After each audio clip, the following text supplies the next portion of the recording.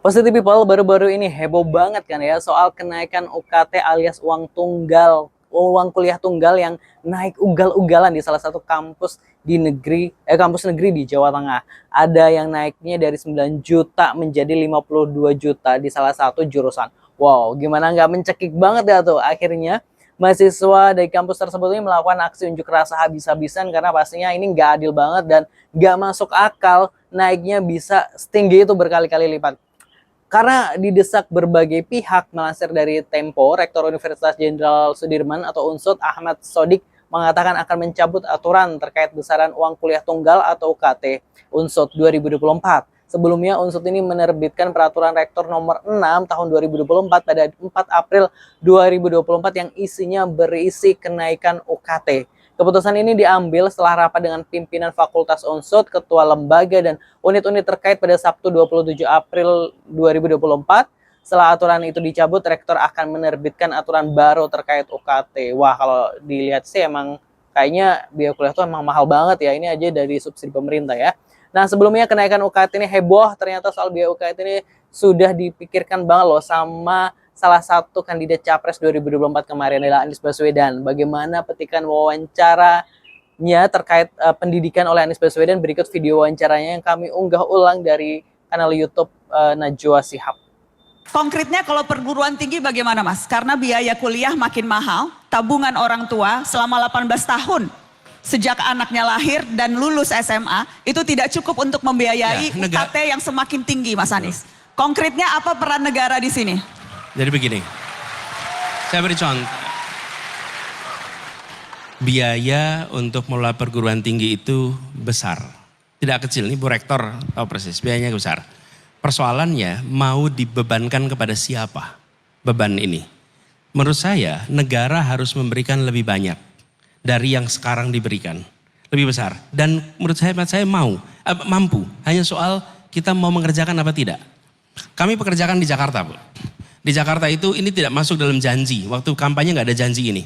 Tapi apa yang terjadi? Saya menyaksikan anak-anak yang bukan dari keluarga miskin. Kalau keluarga miskin ada programnya. Problem utamanya di kita itu adalah mereka yang sedikit di atas miskin. Mereka yang orang tuanya UMP plus minus UMP. Itu mereka yang tidak bisa mendapatkan biaya. Kalau yang miskin sekalian banyak bantuannya. Dan ada Dapodik, ada data bantuan sosial.